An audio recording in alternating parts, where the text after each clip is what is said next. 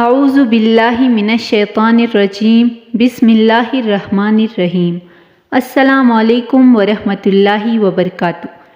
میرے چینل پہ آپ سب کو خوش آمدید۔ ناظرین، آج میں آپ لوگوں کے ساتھ شیئر کروں گی نیک بخت باپ اور بدبخت اولاد کا واقعہ۔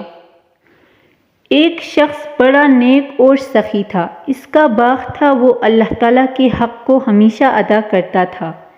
اس باغ کی پیداوار میں سے اپنے بال بچوں اور باغ کے خرچ کو نکال کر باقی پیداوار کو اللہ تعالیٰ کے راستے میں خرچ کر ڈالتا تھا۔ اس لیے اللہ تعالیٰ نے اس کے مال میں بڑی برکت دے رکھی تھی۔ اس کے انتقال کے بعد جب اس باغ کی وارث اس کی اولاد ہوئی تو باپ کے اس خرچ کا حساب کیا تو بہت ڈرا۔ ان لوگوں نے آپس میں مشورہ کر کے یہ طے کیا کہ حقیقت میں ہمارا باپ بڑا ہی بیوقوف اور نادان تھا، جو اتنی بڑی رقم مفت خوروں، غریبوں اور مسکینوں میں بلا وجہ دے دیا کرتا تھا۔ لہٰذا ہم ان غریبوں کے حق کو روکے اور ان کو کچھ نہ دے تو ہمارے پاس بہت مال جمع ہو جائے گا اور ہم سب مالدار ہو جائیں گے۔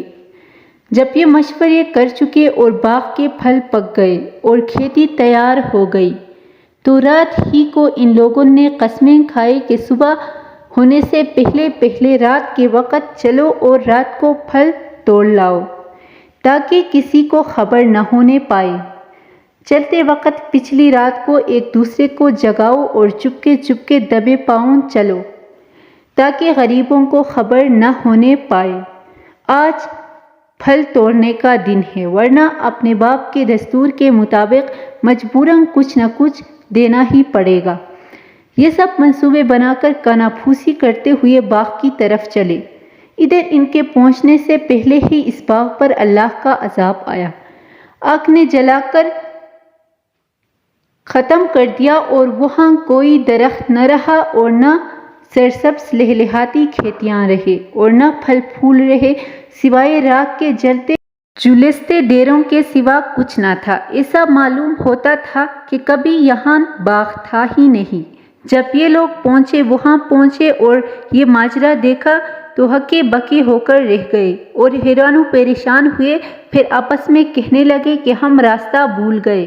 پھر نشانات وغیرہ دیکھ کر کچھ سمجھ گئے اور کہنے لگے کہ ہماری بدنیتی اور بخیلی کی سبب یہ برباد کن اور برے نتائج نکلے ہیں۔